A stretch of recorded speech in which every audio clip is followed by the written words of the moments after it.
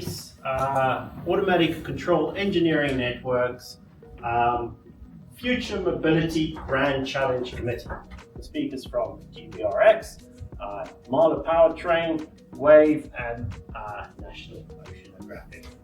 We're here to give our view on the controls challenges facing future mobility. Typical challenges that you have also in the language of controllers, but they are amplified by the problems that are. So I think the future challenges really are around sort of the scale and the number of platforms. How to take these advanced systems and absolutely prove that they are safe every single time. Getting good control is having good models. And good modeling tools are, certainly in my area, are not so common. We need this kind of robust system to operate to an environment that's very dirty. His standard approaches to common kind of vehicle architectures.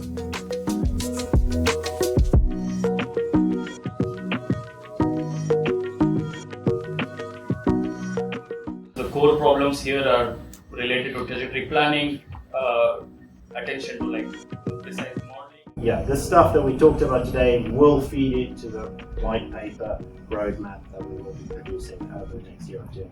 Pretty much also into any follow-up proposals.